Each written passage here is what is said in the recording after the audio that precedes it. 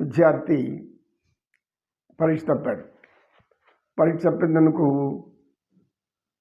లోపల బాధపడుతున్నాడు. ఏదో ఒక సబ్జెక్ట్ పోయింది. అయ్యో నేను తప్పాని ఏడుస్తూ కూర్చున్నాడు. అందరూ నా మిత్రులంతా పాస్ అయ్యారు, 25 మంది తప్పారు. ఈ వ్యక్తి ఈ పిల్లోడు ఏం చేస్తున్నాడు? 10వ క్లాసు. ఎందుకు తప్పాను ఆలోచిస్తున్నాడు. ఎక్కడ తప్పు జరిగిందని ఆలోచిస్తున్నాడు. ఎందుకు నేను అన్నీ రాసిన క్రమంగానే రాశాను, ఎక్కడ తప్పు జరిగింది ఆలోచిస్తూ కూర్చుంటాడు. పక్కన ఉన్నట్లుండి వాడి భుజం మీద చేయి పడింది. వెంటనే తిరిగి చూశాడు. వాళ్ళ తండ్రి, ఏమైనా ఏం చేస్తున్నావు అన్నాడు. నాన్న ఈ విధంగా, తెలుసురా ఏదో ఒక్కటి పోయింది, అంత మాత్రాన్ని ఎందుకు బాధపడతావు? వెంటనే ఇన్స్టెంట్ అనేది ఒకటి ఉంది కదా, సాధించు. ఏదో ఎక్కడో నీ లోపం ఉంటుంది. నువ్వు చిన్న లోపం సరి చేసుకోలేకుంటే రాసి ఉంటావు పరీక్షలు. నీ చేతి వ్రాతను అనుసరించు, లేకపోతే అర్థం కాకుండాను ఆ పరీక్ష పేపర్లు దిద్దే వాళ్ళకి అనుమానం వచ్చు, లేక ఓపిక లేకుంటూ ఇలా కొన్ని జరుగుతూ ఉంటాయి.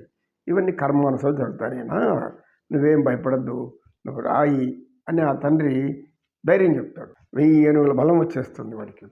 ఎక్కడ లేని ధైర్యం ముంచుకొస్తుంది. అబ్బా, తండ్రి ఏమనలేదు, మనల్ని ప్రోత్సహిస్తున్నాడు అని చెప్పేసి ఆ విద్యార్థి నిరంతరం మీకు ఎక్కడ లోపం ఎత్తుక్కుంటాడు. ఎక్కడ మనం లోపం చేసామో ఎత్తుక్కుంటాడు.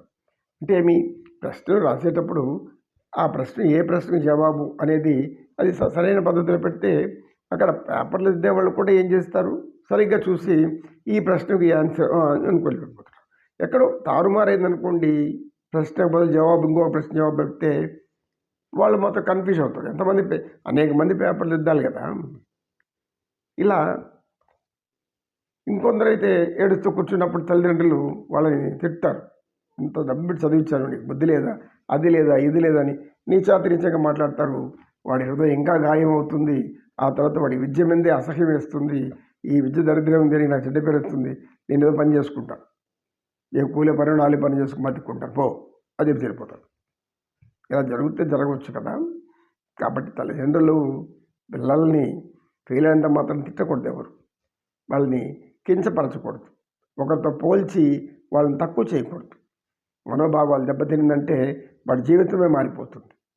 జీవితాన్ని మార్చగలిగే శక్తి గురువులకు ఉంది, తల్లిదండ్రులకు ఉంది. అంతేకాని పిల్లలకి తెలియదు, అమాయకత్వం.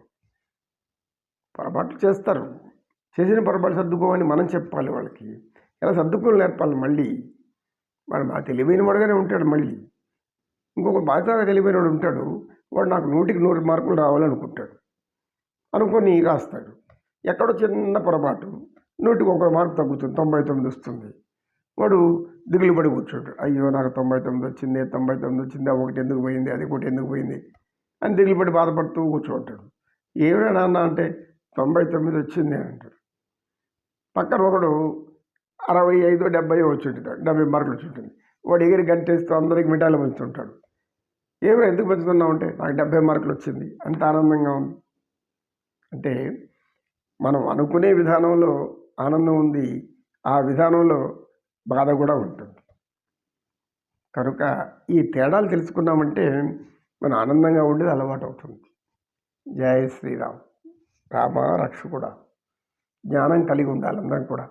జ్ఞానం పెంచుకుంటే పెరుగుతుంది, తుంచేస్తే తునిగిపోతుంది, ముక్కల కింద పడిపోతుంది. తుంచుకోకూడదు. ఆశయాన్ని ఎప్పుడు కూడా తుంచకూడదు, మధ్యలో దాన్ని విరిచివేయకూడదు. ఆశయ సాధన ఉన్నతమైతే దానికోసం పోతూ ఉండాలి, పోరాడుతూ ఉండాలి. దుస్తులు మంచిగా లేవు, నాకు మంచి పుస్తకాలు లేవు, లేదా మంచి చదివినటువంటి కోచింగ్ లేదు, నేను వాళ్ళతో ట్యూషన్కి పోయినా నేను పోలేదు. ఎందుకు పోలేదు, ఎందుకు పోవాలి? నీకు బుర్ర ఇచ్చాడా? వాళ్ళకి ఇచ్చిన బుర్ర మనకు కూడా ఇచ్చినాడు భగవంతుడు.